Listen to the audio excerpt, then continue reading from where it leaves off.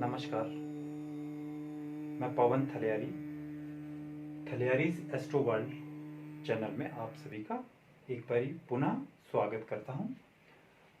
Astrology के basic concepts को आसानी से सरलता से सीखने के लिए हमने एक श्रृंखला आरंभ की है, जिसका आज पार्ट 5 में हम पहुंच चुके हैं। पार्ट 4 1 से लेकर 4 तक हम अच्छे से समझ चुके हैं और मुझे आशा है कि आप लोगों को वो पसंद आया होगा और आपको सरलता से समझ भी आया होगा, चाहे आपकी वो फील्ड है या आपकी फील्ड नहीं है। अगर तो आपकी फील्ड है तब भी अब तो आपको बहुत सारी चीज़ें पहले ही पता है, और फिर भी लेकिन आपके फिर भी उसमें कुछ ना कुछ कंसेप्चुअल क्लैरिटी आपको आई होगी या आपका रिवीजन हुआ होगा। लेकिन जिन लोगों को कुछ जिनका इस तरह का बैकग्राउंड नहीं है, उन्हें भी इसमें जो है आनंद आ रहा होगा और वो भी एक अच्छे से इसको समझ पा रहे होंगे। हम बड़े आसानी से कोशिश कर रहे हैं कि सरलता से पूरे ज्योतिष को, फलादेश का पार्ट को किस तरह से समझे, ताकि हम आसानी से खुद ही अपनी कुंडली का विवेचन कर सके और हम देख सके कि हमें किस तरह के ग्रहों की दशाएं, अंतरदशाएं, गोचर किस तरह से चल रहा है, ताकि हम उस तरह से प्रिपेयर रहें। ठीक है, तो आज हम पार्ट 5, आज का जो पार्ट है वो बहुत ही इम्पोर्टेंट है।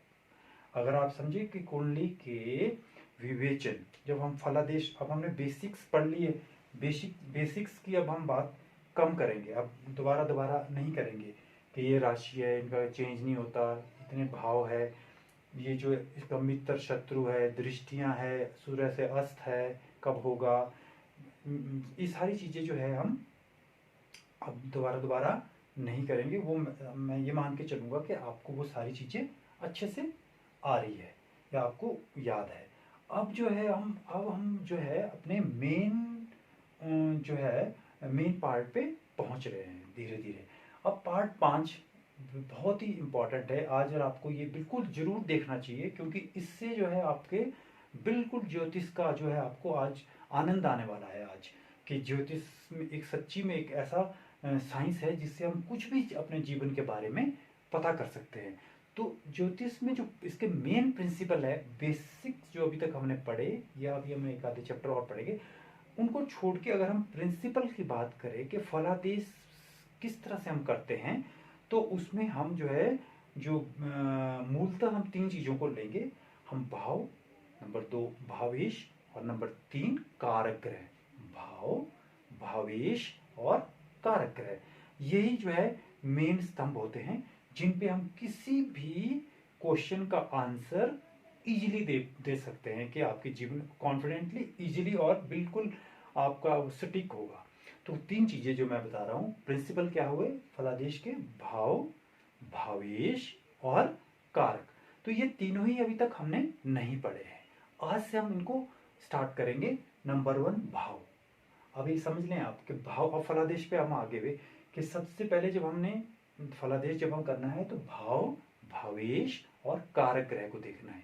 तो उसमें पार्ट 1 आज स्टार्ट करेंगे भाव। तो इसलिए ये अब हम फलादेश पे आ रहे हैं, तो ये आपने बिल्कुल जो है ध्यान से समझना है, क्योंकि फलादेश में अब इन्हीं चीज़ों को आगे जो है हम अप्लाई करेंगे। तो पॉइंट पे आते हैं भाव। भाव क्या है, ठीक है, और इसको हम कैसे समझे, फलादेश में ये कैसे यूज होगा, अप्लाई कैसे होगा, ये इंपॉर्टेंट है। तो ठीक है, आप जो है सभी चीज, कोई भी प्रश्न जातक का होगा, कुछ भी किसी भी संबंधित से होगा, बीमारी से, भाई से, बहन से, माता से, पिता से, विवाह से, संतान से, नौकरी से, किसी भी चीज का होगा, आपको सारा का सारा जवाब यहीं पे मिलेगा। जैसे हम पहले पढ़ चुके हुए कि कुंडली में 12 भाव होते हैं, भाव की बात कर रहे हैं, तो भाव क्या, 12 भाव हम पढ़ चुके हैं। 1 2, आज भी मैंने इसमें काउंटिंग लिखी है। 1 पहला भाव, दूसरा भाव, तीसरा भाव, चौथा भाव, ये 5वां, छठा, 7वां, 8वां, 9वां, 10वां, 11वां, 12, ये 12 के 12 भाव लिखे हैं। इनके बारे में हम पिछले पार्ट में हम समझ चुके हैं। जो डायरेक्टली इस पार्ट पे आए वो प्लीज क्रम से देखें, पार्ट 1 से देखें। आप बिल्कुल जो है यहाँ तक पहुँचते पहुँचते आपको सारे आपकी जो है जो है आपको क्लियरिटी हो जाएगी। तो हमने 12 भाव के बारे में पीछे पढ़ा, केंद्र के बारे में हमने पढ़ा, 1 4 7 10 केंद्र। त्रिकोण हमने बोला योग कारक होते त्रिकोण 1, 5, 9, ठीक है। त्रिक स्थान पढ़े हमने 6, 8, 12, ये दुख स्थान जिनको हम बोलेंगे, दुख स्थान वर्ड यूज करेंगे। और जो है हमने ये त्रिषडाय जिनको हमने बोला था ये 3, 6, 11 और मार्ग 2 और 7, ये हम पीछे पढ़ चुके हैं इसके बारे में। आज हम सीधे भाव के बारे में आएंगे कि जब जो है हम फलादेश करेंगे तो हमें क्या होगा, भाव का सबसे पहले भाव देखेंगे। तो इसमें हम आज इनको सारों 12 के 12 भाव, ये आज बड़ा इंटरेस्टिंग टॉपिक हमारा जो रहेगा। इसमें आपको बहुत सारा ज्ञान आज जो है आसानी से मिलने वाला है। तो इसमें क्या होगा कि ये फर्स्ट नंबर जिसको हम लगन बोलते हैं, फर्स्ट हाउस इंग्लिश में हम बात करें, फर्स्ट हाउस प्रथम भाव, ठीक है। ये प्रथम भाव है, ये मनुष्य का सब जातक का जिसका भी हम कुंडली का विवेचन करना है या उसके लिए ये बहुत ही इम्पोर्टेंट भाव होता है फर्स्ट हाउस। वो क्यों रहता है, और हमने स्टार्ट कर दिया, एक एक करके हम सबके बारे में जानकारी लेंगे, फिर थोड़ी सी डिटेल में बाद में बात करेंगे। पहले एक बारी धीरे धीरे इसको समझ लेते हैं। प्रथम भाव क्या हुआ, ये जातक है, ये क्या है, ये जातक को बताएगा कि उसकी क्या है, इससे हमें पता चलेगा उसके बारे में। और जो भाव इसके भाव है वो औरों से संबंधित का मतलब है उसका औरों से रिलेशन कैसा होगा, पत्नी से कैसा होगा ये देखेंगे, पुत्र से कैसा होगा ये देखेंगे। मतलब संसार में और जितने भी उसके संबंध है या जितने भी उसकी और काम धंधे व्यापार जो भी कुछ करता है वो औरों से देखेंगे, लेकिन उसको स्वयं को जो उसको देखेंगे वो इस भाव से देखेंगे। उसकी जो भी समस्या होगी वो यहाँ से देखेंगे। अब किससे समस्या उसको पैदा हो रही है, उसको वाइफ से हो रही है, उसको बच्चे से हो रही है, उसको नौकरी से हो रही है, वो एक अलग पार्ट है, लेकिन वो खुद फर्स्ट पार्ट है, ये फर्स्ट हाउस है। तो इससे हम क्या देखते हैं, ये बहुत इंपॉर्टेंट है उसके लिए। अगर ये नहीं है तो इसका कोई महत्व नहीं है। अगर इसका शरीर ही नहीं है, मान लो ये अस्वस्थ है, तो इसको कोई अपने किसी भी चीज़ से, नौकरी से इसको कोई इसको इच्छा नहीं रहेगी, कोई पैसों की इसको इच्छा नहीं रहेगी, कोई संतान की इसको इच्छा नहीं रहेगी, कुछ भी नहीं रहेगी अगर स्वयं ठीक नहीं है। तो यानी सबसे पहले हमने ये देखना है, ये क्या है, मैंने यहाँ लिखा स्वयं, इसको क्या बोलते हैं हम, तन भाव। तन मतलब शरीर, यह है खुद वो जातक जिसकी हम कुंडली को देख रहे हैं, विवेचना कर रहे हैं। तो ये सबसे बेस्ट होना चाहिए। मैंने बोला था इन 12 भावों को, 12 इसमें भाव होते हैं कुंडली में, 12 राशियां होती हैं। अभी हम वो नहीं पढ़ रहे हैं, राशियों के बारे में नहीं पढ़ रहे, और 9 ग्रह होते हैं। तो ग्रहों को और राशियों को अभी हम नहीं इसमें फिट कर रहे हैं, अभी सिर्फ हम देख रहे हैं कि 12 भाव है वो है क्या, क्योंकि यही तो हमने फलादेश करना है फिर बाद में इन्हीं चीजों से। 12 भाव, 12 राशियां और 12 9 ग्रह, इनके साथ ही हमने फलादेश करना है। तो अब हमने देखना कि जातक के स्वयं से संबंधित जब प्रश्न आएगा, वो बोलेगा कि मेरा शारीरिक बनावट उसकी अगर देखनी हो, उसके तन के बारे में देखना हो, स्वास्थ्य के बारे में देखना हो, उसके सिर का संबंध इस यहाँ से होता है, रंग रूप कैसा होगा और स्वयं, यानी इससे ये मैंने जो है आपको जो है इम्पोर्टेंट जो है पॉइंट्स यहाँ लिखे हैं। वैसे तो बहुत सारी चीज़ें इसमें अगर बुक में पढ़ेंगे आप तो ये 100 चीज़ों को रिप्रेजेंट कर रहा है ये हाउस, लेकिन हमने उससे कन्फ्यूजन रहेगा, हम तो एक शब्द से भी पता लगा लेते हैं कि ये सारे आप भी इसमें परफेक्ट हो जाएंगे कि आपने तन इससे फर्स्ट हाउस से क्या देखना है। तो मतलब जब शारीरिक तन से क्या है, उसकी शारीरिक बनावट कैसी है, स्वास्थ्य कैसा है उसका, सिर कैसा है उसका, सिर में चोट तो नहीं लगेगी, या सिर में कोई वो गंजा तो नहीं होगा, या उसके बाल सुंदर होंगे, या जो भी रंग रूप कैसा होगा, ठीक है ना, रंग रूप कैसा होगा उसका, कोई कुरूप होगा या सुंदर होगा, या किसी कुंडली आप कुंडली देख के आप पता लगा लोगे कि ये जातक कैसा होगा, ये सुंदर होगा, ये कुरूप होगा, ये इसका स्वास्थ्य ठीक नहीं रहेगा, ये बीमार रहेगा, या ये इसका क्षीण वो रहेगा, स्वास्थ्य रहेगा। ये इस स्वयं के बारे में बताता है। जब भी हमने जातक के क्वेश्चन उसका इस तरह का आएगा, उससे अपने से संबंधित आएगा कि मेरा स्वास्थ्य कैसा रहेगा, मैं स्वयं कैसा, तन मेरा शरीर कैसा रहेगा, कैसा सुडोल होगा या कैसा होगा, तो हम फर्स्ट सीधा हमारा ध्यान जाना चाहिए फर्स्ट भाव पे। फिर वो कैसे देखने वो तो हम फलादेश में आगे समझेंगे, लेकिन अभी हमने ये समझा कि फर्स्ट हाउस क्यों इम्पोर्टेंट है। उसके बाद इसको हम क्या बोलते हैं, तन भाव, ठीक है। अब दूसरा भाव सेकंड हाउस धन का, मैंने यहाँ सर्कल किया है धन। अब इस सर्कल क्यों किया है, वो मैं अभी आपको बाद में बताता हूँ कि ये सर्कल वाले क्या है। लेकिन अभी आप समझो सेकंड हाउस। सेकंड हाउस क्या है? सेकंड हाउस धन का। अगर उसका जातक का क्वेश्चन आपका धन से संबंधित है, संचित धन जो हमारे पास संचित रहता है, चाहे आप उसको एफडीआर की शेप में समझ लो, चाहे आप उसको उसके पास स्वर्ण चांदी मतलब कि जो उसके पास संचित तौर पे रहता है, इकट्ठा रहता है, वो जो धन है वो हम यहाँ से देखेंगे। उसके कुटुंब, उसके सारे परिवार, अब समझे इन चीज़ों को, बड़ा महत्व इनका। धन, जो उसके पास धन, अब जैसे आपको क्वेश्चन उसका आता है कि जनाब मैं कमाता तो बहुत हूँ लेकिन मेरे पास धन रुकता नहीं, तो हमारा ध्यान कहाँ जाना चाहिए? सेकंड भाव पे। कौन से ग्रहों का इफेक्ट है इसका? जो है सेकंड घर का स्वामी कहाँ है, यानी स्वामी का मतलब मैं ये कह रहा हूँ कि इसमें राशि कोई ना कोई आएगी, उस राशि का स्वामी ग्रह कहाँ है, किस स्थिति में, यहाँ पे दृष्टिया किस किस ग्रहों की है, जो हमने पीछे पढ़ा। कोई अस्त तो नहीं है, डिग्री वाइज कम तो नहीं है, तो उससे हमें पता चलेगा कि यार तेरे पास तो धन रहेगा या नहीं रुकेगा, तो हम उसका उपाय करेंगे। उसी तरह कुटुंब, क्या आपकी परिवार में बनेगी कि नहीं? परिवार मतलब अपने परिवार, तो जो अपना है उसका वाइफ बच्चे, उनके अलावा जो उसके अंकल एंट्स जो भी है, उन जितने भी उसके जो परिवार के सदस्य हैं, उनके कुटुंब मतलब उसके साथ उनकी कैसी रहेगी। कुछ ज़्यादा तक आपने देखा होगा वो एडामेंट से होते हैं, उनकी नहीं बनती किसी अपने पूरे भी परिवार में, अलग से उनका नेचर होता है। तो हम देखेंगे कि दूसरा भाव में कुछ जो है मेलाफिक, जो मतलब वहाँ पे ग्रहों का जो है प्लैनेट्स का इफेक्ट है। तो दाहिनी आंख, राइट आइज, अब ये थोड़ा सा आप समझना इसको, राइट आइज की कुंडली जो होती है वो अगर मैं ऐसे खड़ा हूँ तो ये ऐसे ही ऐसे रिप्रेजेंट करती है। तो ये राइट आइज, यानी ये वाला जो भाग है ये इस साइड का है, यानी राइट आइज। लेकिन महिलाओं के लिए ये लेफ्ट आई हो जाएगी, और ये हमारी जो है लेफ्ट आई है, महिलाओं के लिए ये राइट हो जाएगी।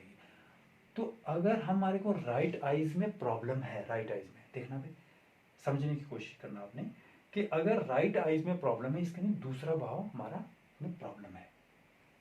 सिंपल, लेफ्ट आई में प्रॉब्लम है तो 12वें भाव में समस्या है। ठीक है। आपकी वाणी, आप कैसा, आपका कैसे शब्दों का इस्तेमाल करते हैं, सुंदर शब्दों का इस्तेमाल करते हैं, मतलब अच्छे से आप दूसरे को समझा सकते हैं, या मतलब कि जैसे प्रीचर होते हैं, है ना, अगर यहाँ पे शुभ ग्रहों की दृष्टि है, शुभ ग्रह विराजमान है, तो आप प्रीचर हो सकते हैं। आपकी वाणी जो है बहुत मधुर होगी। इसी तरह संचित धन हम बात कर चुके। अब हम इनको जो है, चलो उसको मैं बाद में चर्चा करता हूँ। तो ये दूसरे भाव से हमें पता चल गया कि कुटुंब के बारे में, दाहिनी आंख, धन, वाणी, संचित धन, इसके बारे में पता चलेगा। अब तीसरा भाव भी इंपॉर्टेंट है।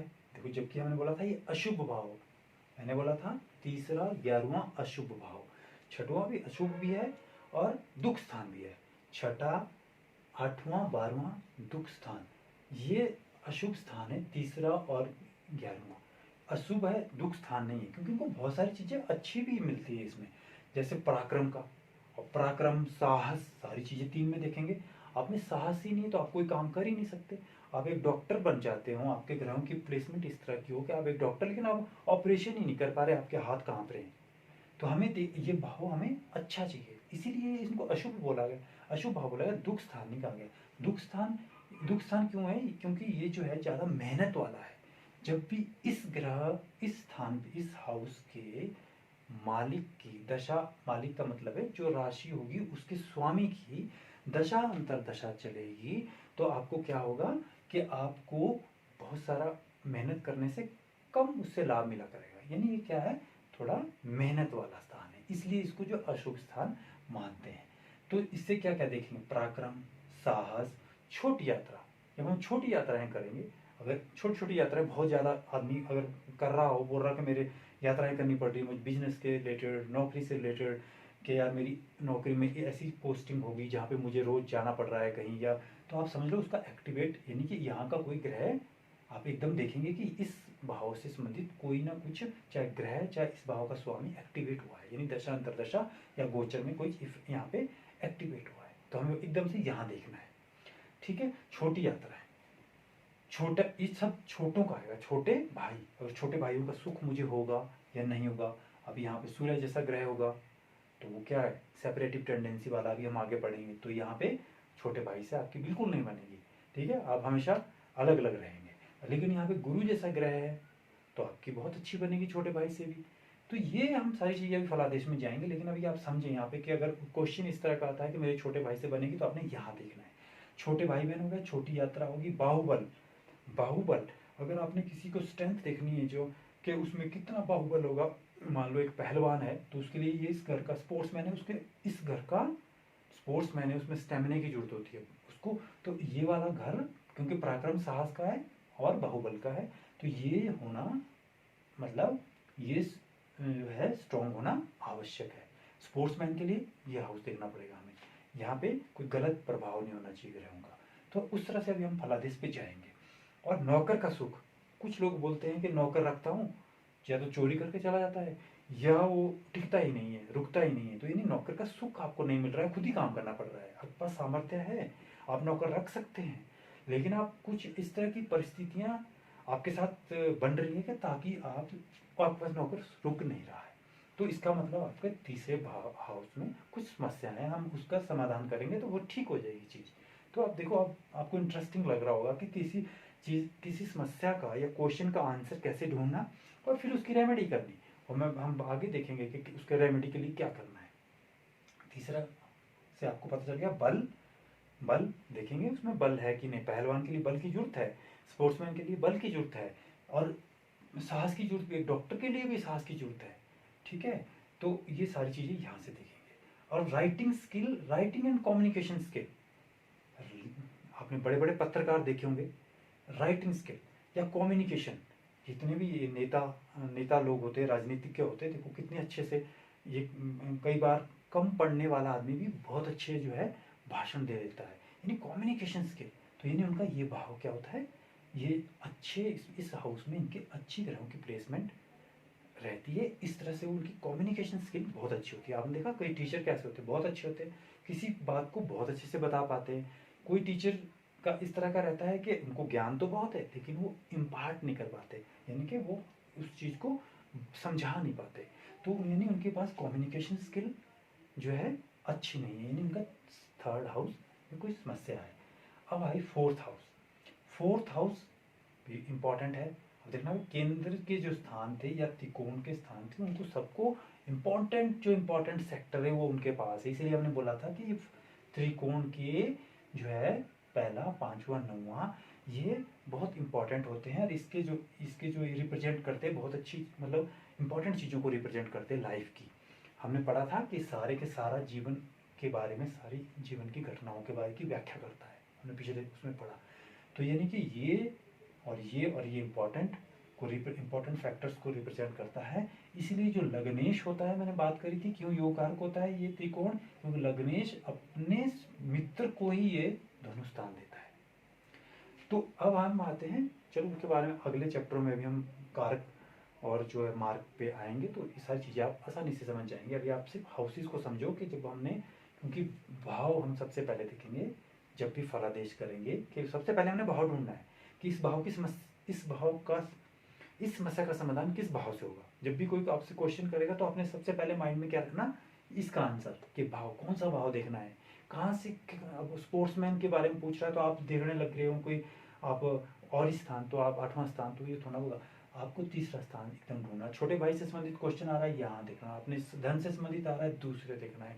वाणी में समस्या है, कोई हकलाता है या कोई और समस्या है, गाली गलौज करता है ज़्यादा, तो यानी उसके दूसरे स्थान में प्रॉब्लम है, उसको ठीक कर देंगे। उससे संबंधित ग्रहों के दान पुण्य, बहुत सारी चीज़ें रेमेडियल जो हमारे पास वो है वो हम कर सकते हैं। अब number 4 house number 4, fourth house, ये क्या है, सुख का।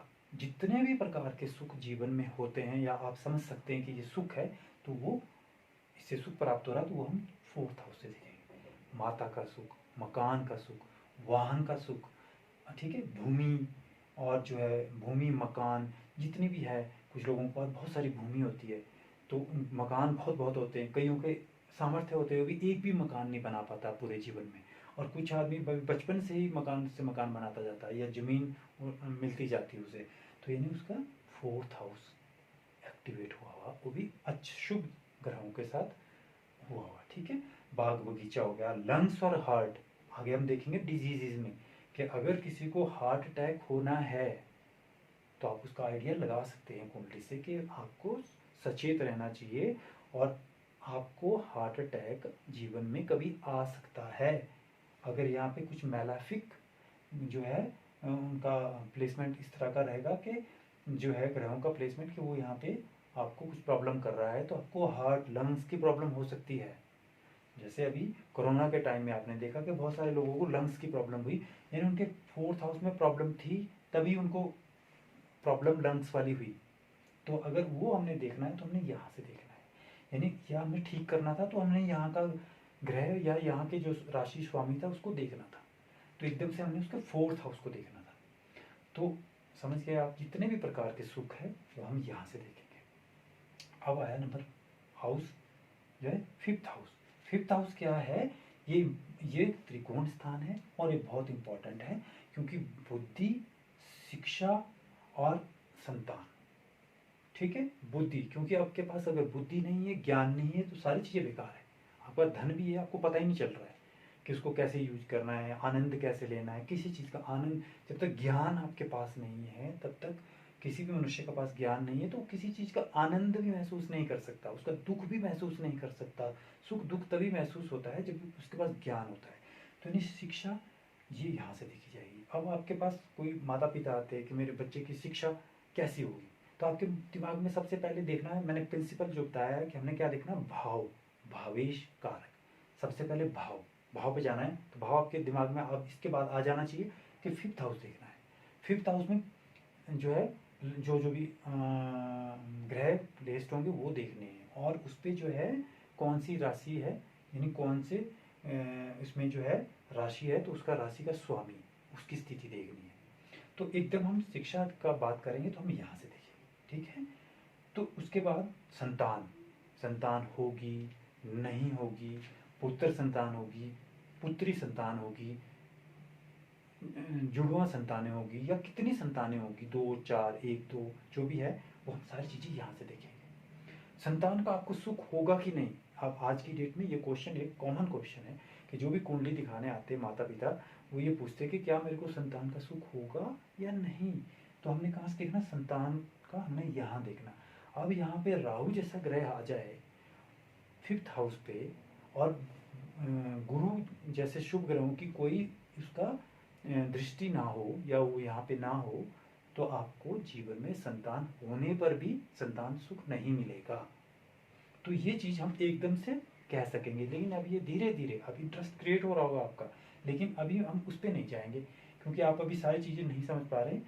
तो हम सिर्फ अभी ये समझेंगे कि ये संतान सुख, बुद्धि, शिक्षा, लव रोमांस, लव रोमांस का ये क्या प्रेम विवाह होगा या नहीं होगा, क्या मुझे प्रेम में सफलता मिलेगी नहीं मिलेगी, या मेरा जो लव मैरिज इंटरकास्ट मैरिज होगी या नहीं होगी, वो सारी चीज़ें हम इसको मैरिज के साथ जब जोड़ेंगे कि किस तरह से देखेंगे बाद में, तो हम यहीं से उसको देखेंगे। जैसे अचानक धन, सडन जो है आपको गेन होता है अचानक, मान लो आपको अचानक कहीं सट्टा लॉटरी या किस कहीं से आपको अचानक आ रहा है, तो वो भी यहीं से देखते हैं। आपको पता नहीं था कि मुझे पैसा आना है आज, लेकिन आपको आ गए, तो आप समझे आपका पंचम स्थान में अच्छे ग्रहों का इम्पैक्ट है, वो एक्टिवेट हुआ होगा। पेट, पेट से संबंधित जितनी भी समस्याएं, अगर आपको पेट से संबंधित समस्या रह रही है तो आपने, जैसे हमने यहाँ लंग्स हार्ट देखा था, तो यहाँ पे आप पेट, एकदम से आप पेट की समस्या, कोई बता रहा है आपको कि पूछ रहा है कि मेरे पेट में हमेशा समस्या रहती है, तो आपको सोचो उसको पंचम भाव में कोई समस्या है। उसके बाद छठा भाव, अब छठा स्थान, छठा स्थान दुख स्थान, हमने दुख स्थान की संज्ञा इसको दी गई है क्योंकि इससे जो अशुभ स्थान भी है ये, इसलिए इसमें थोड़ी सी जो है कुछ अच्छी चीज़ें भी है। अदरवाइज ये क्या है, रोग ऋण शत्रु। अब ये सारी चीज़ें किसी को भी पसंद नहीं है, रोग कोई नहीं चाहता, चाहे उसके पास कम पैसे है चाहे उसके पास सामर्थ्य है, वो फॉरेन में जाके भी इलाज करा सकता है, लेकिन फिर भी वो सामर्थ्य होते हुए भी वो जो है जीवन में रोग नहीं चाहता। ऋण कोई नहीं चाहता कि मैं ऋण में मेरे ऊपर ऋण चढ़ जाए।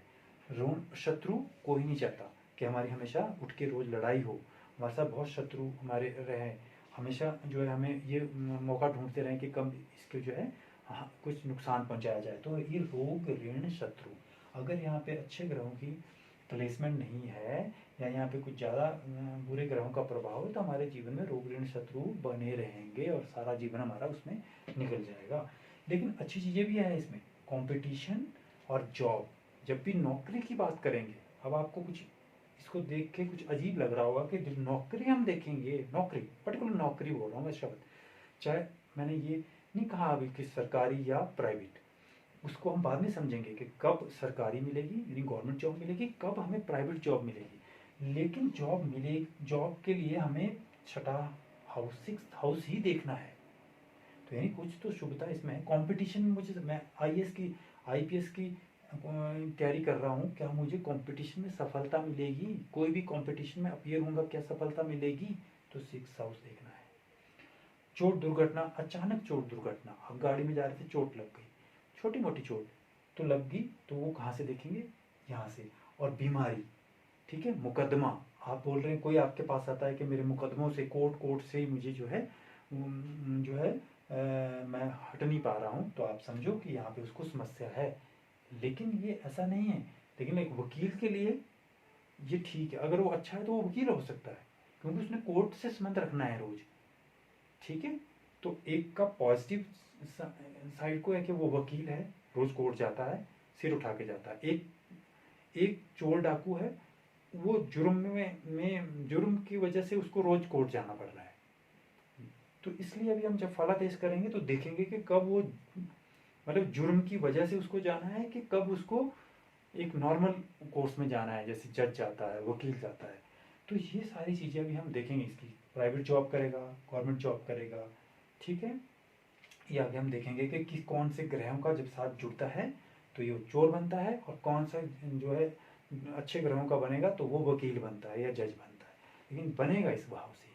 तो ये भी इम्पोर्टेंट भाव है। तो उसके बाद है सेवंथ हाउस, इसके अंदर का भाव भी है सेवंथ हाउस। तो इसको क्या बोलते हैं हम? विवाह, ठीक है। पहले अगर किताबों में आप पढ़ेंगे तो वहाँ स्त्री लिखा होता है, सेवंथ हाउस को स्त्री, लेकिन स्त्री ऐसा नहीं है, ये पुरुष का भी है। यानी स्त्री के लिए पति और पत्नी के लिए, पति के लिए पत्नी, दोनों का है, यानी विवाह। हम इस पे बात करेंगे। अगर तो हमने किसी लड़के के लिए देखना होगा तो लड़की, और पुरुष के लिए स्त्री और स्त्री के लिए पुरुष। तो ये सेवंथ हाउस से अगर उनके विवाह की बात हमने देखनी हो, यानी ये सेवंथ हाउस क्या है? ये है पार्टनरशिप का भाव। यानी जब दो आदमी, क्या वो अच्छा काम कर सकते हैं मिलके, तो हम यहाँ से देखेंगे। चाहे वो बिजनेस के बारे में पार्टनरशिप देखनी है तो यहाँ से देखेंगे, चाहे वो दो लोगों की भी हो सकती है पार्टनरशिप, ये नहीं कि स्त्री पुरुष की होगी। लेकिन ज़्यादातर हमारे माइंड में ऐसा कंसेप्ट है कि पार्टनरशिप का मतलब, विवाह का मतलब है स्त्री और पुरुष। विवाह तो ठीक है, वहाँ तो ये लागू हो गया होगा, लेकिन अगर पार्टनरशिप आपकी दो पुरुष पुरुष या स्त्री स्त्री में भी है तो भी हम यहीं से देखेंगे। तो पार्टनरशिप का है, और ये विवाह का है। अब विवाह हो रहा है, नहीं हो रहा है, होगा, नहीं होगा, ये सारी चीज़ें हम यहाँ से देखेंगे, एकदम से हम उसका आंसर दे देंगे। और जो है, क्या कोई आपका जो डाइवोर्स होगा, डाइवोर्स के लिए भी हम यहीं से देखेंगे। विवाह में विच्छेद होगा, किसी भी विच्छेद, सेपरेटिव टेंडेंसी वाले प्लैनेट की अगर यहाँ पे इफेक्ट आएगा तो वो जो है आपके, हम देख लेंगे कि आपके जो है डाइवोर्स होने की संभावना है। तो विवाह हो गया। जैसे अब है यहाँ पे, मान लीजिए मंगल केतु जैसे ग्रहों का इफेक्ट है, तो मंगल लड़ाई झगड़े वाले, अभी हम उनका पढ़ेंगे, अभी मंगल और उनके बारे में, ग्रहों के बारे में पढ़ेंगे। तो हम देखेंगे कि तो आपका जीवन में हमेशा लड़ाई झगड़े होते रहेंगे। यानी आप पति या पत्नी में आपस में जो है वो मंगल अगर इफेक्ट होगा तो क्या होगा, या केतु का इफेक्ट होगा तो जो है उनके लड़ाई झगड़े रहेंगे। लेकिन जरूरी नहीं है कि उनका डाइवोर्स हो, ये एक अच्छी बात है। लेकिन अगर सूर्य शनि जैसे ग्रहों का, राहु मेनली जो है, राहु के जैसे ग्रह का यहाँ पे इफेक्ट आएगा तो आपका जीवन में विच्छेद जरूर होगा ही होगा। अगर पांचवें ग्रह यहाँ पे फिफ्थ हाउस में आएगा तो बच्चे से दूर रहेंगे, मैंने बोला बच्चे का सुख नहीं मिलेगा। सेवंथ हाउस में आएगा तो पत्नी का सुख नहीं मिलेगा, राहु शनि जैसे ग्रहों का अगर इसमें इफेक्ट आ रहा है। तो ये हम अभी इसको फलादेश में समझेंगे। अभी आप समझ इतना ही समझे कि इस हाउस से हमने देखना क्या है। और डेली इनकम, ये भी यहाँ पे इम्पोर्टेंट है। आपकी जो डेली इनकम आती है, एक तो होती है कि आपकी कोई महीने बाद इनकम आ रही है, जैसे हमने कहा जॉब वगैरह। एक होती है आपकी डेली इनकम, कि क्या आपको डेली, मान लो आप दूध बेच रहे हैं, आपको रोज इनकम आ रही है, आप सब्जी बेच रहे हैं, आपको रोज इनकम आ रही है। जैसे बिजनेस हम बोलते हैं जिसको बिजनेस, तो हम वो यहाँ से देखते हैं व्यवसाय, जिसमें हमें रोज की इनकम आनी है, डेली इनकम वो यहाँ से देखेंगे, आएगी नहीं आएगी, कम आएगी ज़्यादा आएगी, वो डेली इनकम यहाँ से देखेंगे। अब आया एट्थ हाउस। एट्थ हाउस क्या है? ये भी एक इम्पॉर्टेंट हाउस है। क्यों? क्योंकि आयु का है। आदमी की आयु, जो मनुष्य की आयु, आपसे सबसे पहले 2-4 क्वेश्चन ये आदमी करता है। आपके बीमारी के बारे में पूछता है, संतान के बारे में पूछता है, पत्नी के बारे में पूछता है, आयु के बारे में पूछता है, धन के बारे में पूछता है। इससे ज़्यादा कोई क्वेश्चन नहीं करते।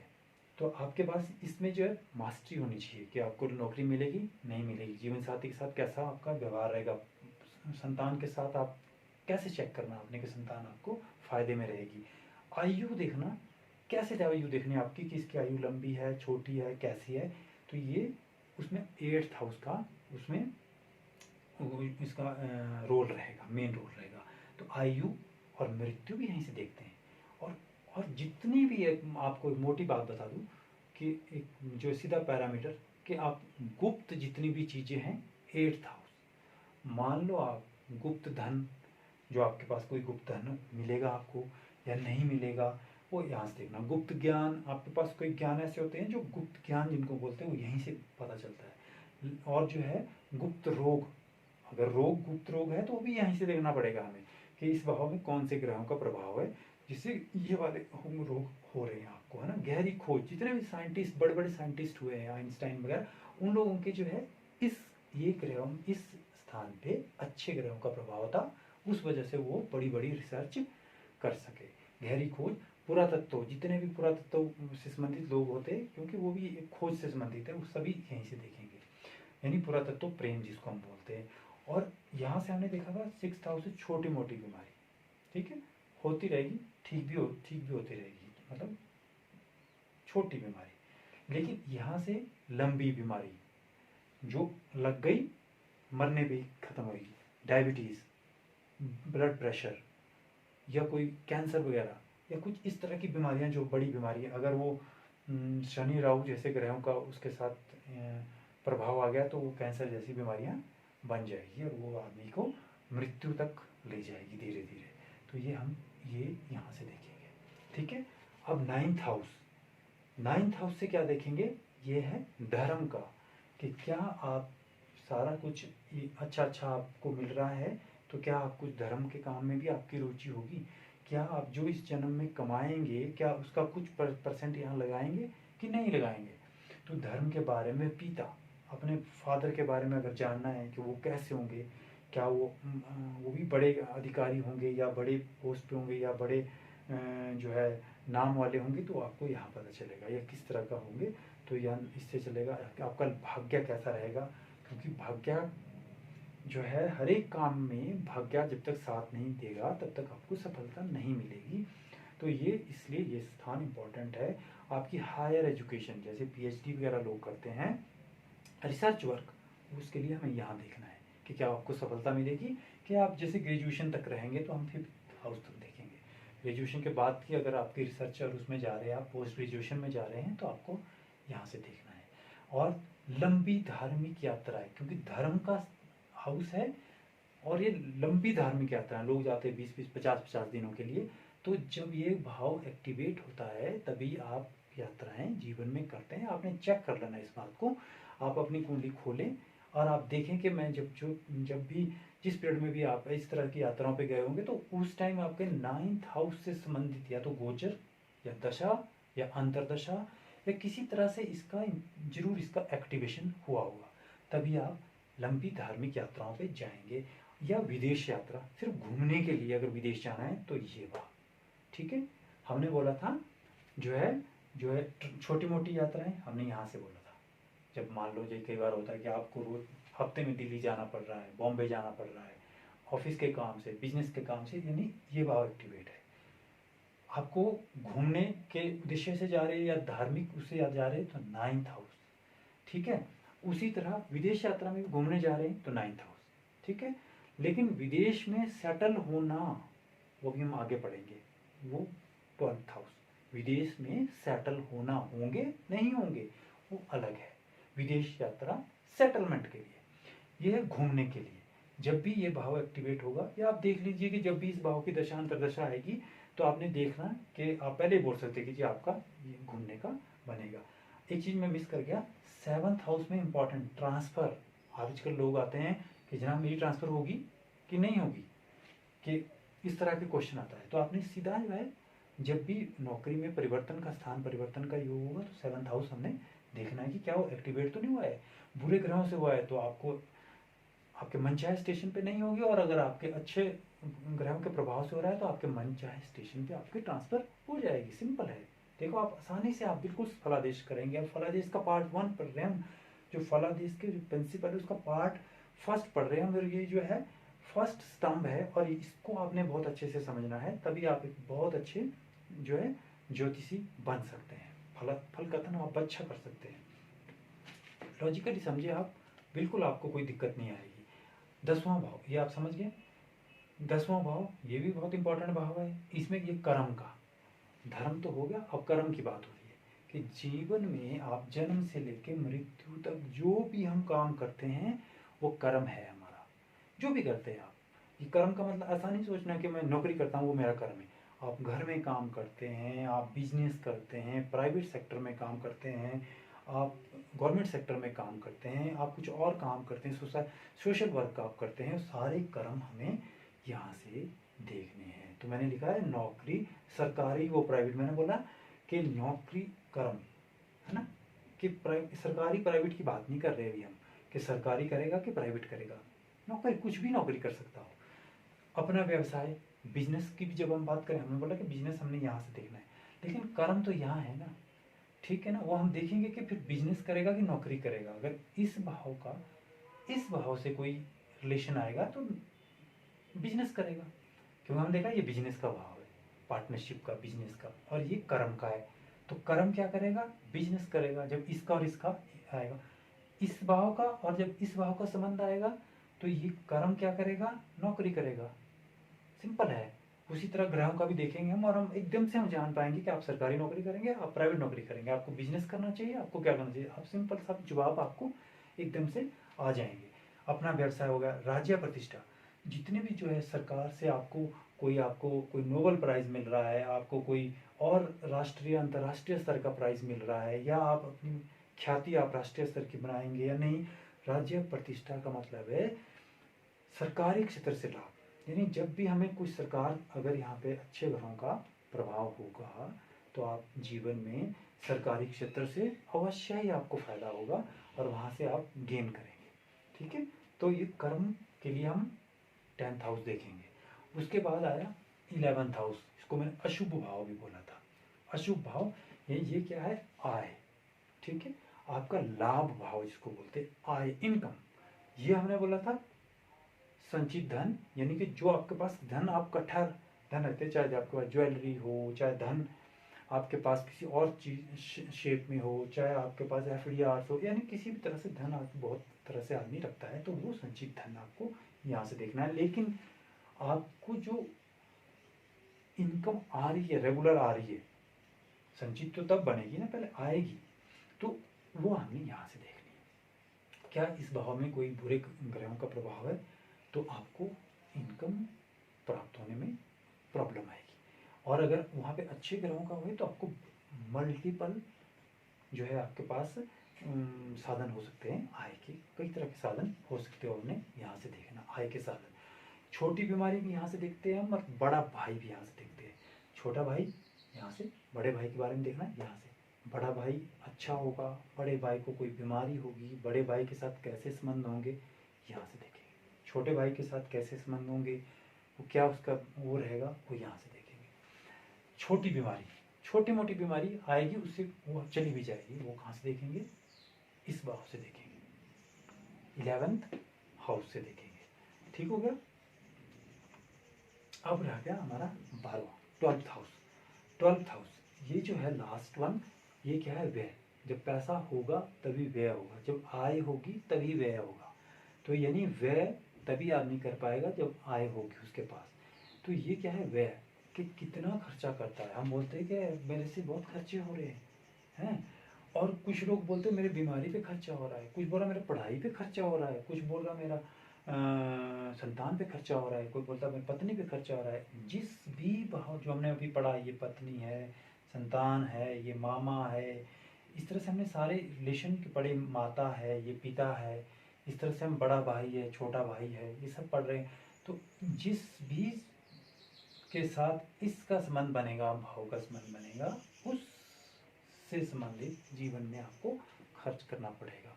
अब वो शुभ ग्रहों के साथ है तो आप उसके लिए अच्छी शुभ काम में खर्च करेंगे, और अगर शुभ नहीं है तो आप उसके अशुभ कामों में खर्च करेंगे। इस स्थान से बनता है तो मुकदमे के साथ हो सकता है।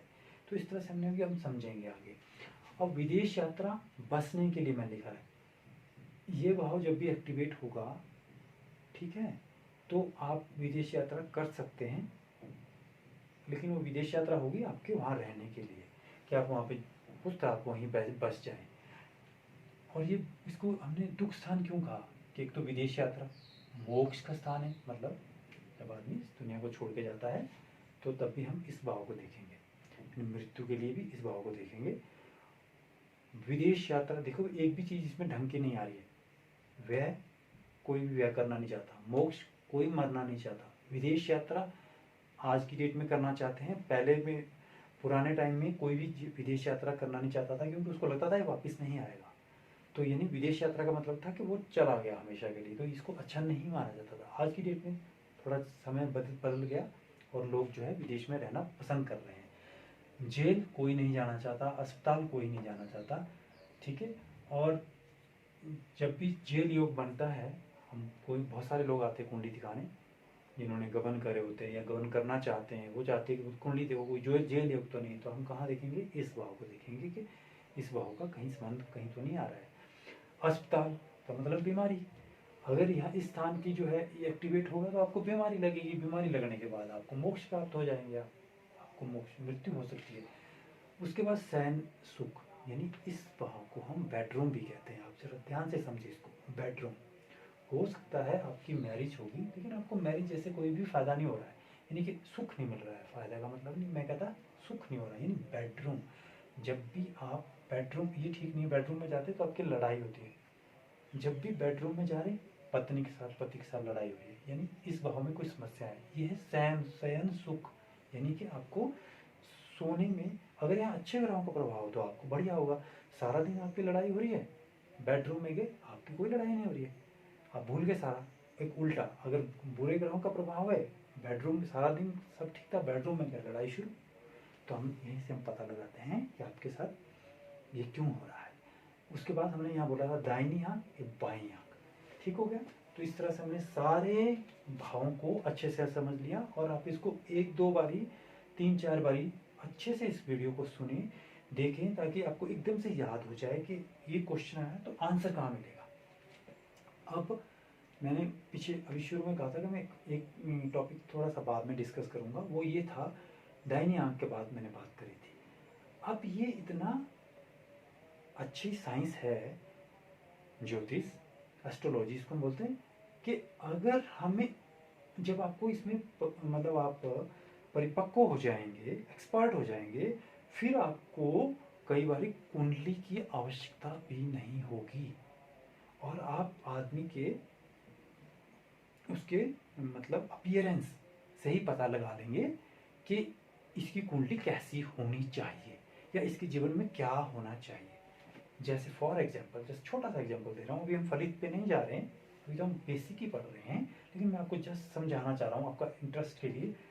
अगर कोई पुरुष जातक आपके पास आता है और आप उसकी राइट आईज देखते हैं, और आप देखते हैं कि राइट आई यानी दाहिनी आंख उसकी खराब है, ठीक है, आपने क्या देखा, उसकी दाहिनी आंख खराब है, यानी या फटी है या कोई समस्या है, उसको दिखता नहीं राइट आई से, तो आप एकदम से आइडिया लगा सकते हैं कि इसका सेकंड भाव जो है में प्रॉब्लम है। जब उसके सेकंड भाव में प्रॉब्लम है तो इससे संबंधित सभी भाव की समस्या आ सकती है उसको। तो आप आइडिया लगा लोगे कि इसकी वाणी भी अच्छी नहीं हो सकती, उसके बाद धन की भी समस्या हो सकती है। ठीक है, कई बार ऐसा भी होता है कि धन, अगर ये भी आय का स्थान है, होता है ये अच्छा हो, धन उसके पास हो। कई बार ऐसा भी होगा कि दाहिनी आंख खराब है लेकिन धन है। वो थोड़े अभी हम धीरे धीरे सीखेंगे, लेकिन मैं मोटा आपको चीज़ बता रहा हूँ कि आप उससे कैसे आइडिया लगा सकते हो। आपके पास एक आदमी आया और उसकी छोटी, मतलब हाइट उसकी कम है, तो आप, हाइट का मतलब है शरीर की बनावट, तो हम कहाँ से पता लगाएंगे? शरीर की बनावट, तन। तो अगर यहाँ पे बुरे ग्रहों का प्रभाव है, मान लो राहु यहाँ पे है, ठीक है, तो हम देखेंगे कि वो कद का छोटा होगा। मान लीजिए शनि यहाँ पे है, तो हो सकता है उसके रंग में कोई प्रॉब्लम हो, है ना। जिस तरह का शनि का मतलब इफेक्ट रहेगा राहु केतु का शनि का, तो हो सकता है वो थोड़ा सा उसमें, या कौन सी राशि यहाँ पे है, मंगल का प्रभाव है, या उस तरह से हम देख पाएंगे कि उसका इस तरह का शरीर होगा। तो ये हम बोलने का मेरा मतलब ये था कि अगर हम आदमी की अपीयरेंस से ही पता लगा लेंगे, मान लो एक गंजा आदमी आपके पास आता है, तो आपको समझ जाना चाहिए कि ये सिर है, ठीक है, ये सिर है, और यहाँ पे इस तरह के ग्रहों का कोई इफेक्ट है, मान लो सूर्य जैसे ग्रहों का इफेक्ट है, तो हो सकता है वो गंजा हो सकता है और भी फैक्ट देखने, लेकिन एक आप मोटा आइडिया तो एकदम से आपको मिल जाएगा कि वो जो है गंजा क्यों है।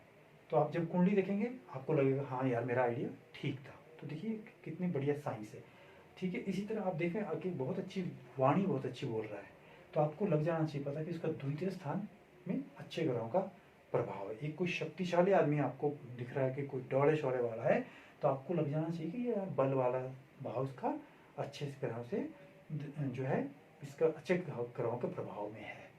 तो इस तरह से हमें कोई कोई आपको ज्ञानी पुरुष लगता है तो यानी उसका पंचम स्थान अच्छा है, धर्म कर्म काम करने वाला यानी नवम स्थान अच्छा है, ठीक है। कोई रोज दौड़ा हुआ है न्यायालय में, मुकदमों में, तो आप समझ लो उसका छठे स्थान की समस्या है, ठीक है। अगर उसको कोई लंबी बीमारी है तो यानी 8th हाउस का उसका एक्टिवेट है। तो इस तरह से हमने ये जो बहुत ही इंपॉर्टेंट है भाव, क्योंकि जब हम फलादेश करेंगे तो सबसे पहले आपको यही तो देखना है कि कौन सा हाउस देखना है इसको आंसर देने के लिए। तो ये बहुत इंपॉर्टेंट है, आप इसको बार बार देखें और जो है आपको एकदम पता चल जाएगा। अब ये एक मैंने एक शब्द शब्द लिखा है, एक शब्द, यानी आपने इतनी सारी चीज़ें, ये मैंने बोल रहा हूँ, ये मैंने भी कोई 10% ही लिखी है इंपॉर्टेंट इंपॉर्टेंट, ये तो बहुत सारी हो सकती है, लेकिन आपको बहुत सारी पे जाने की जरूरत नहीं है। अगर जब आपकी थोड़ी एक्सपर्टीज हो जाएगी तो आपने क्या करना, अब आ जाओ मैंने राउंड क्यों लगाया था। मैंने राउंड इसलिए लगाया था कि आपने इतनी सारी चीज़ें याद ना रख के सिर्फ एक चीज़ याद रखनी, वो मैंने यहाँ लिख दिया है या राउंड कर दिया है कि फर्स्ट हाउस के लिए हम क्या लिखेंगे, तन।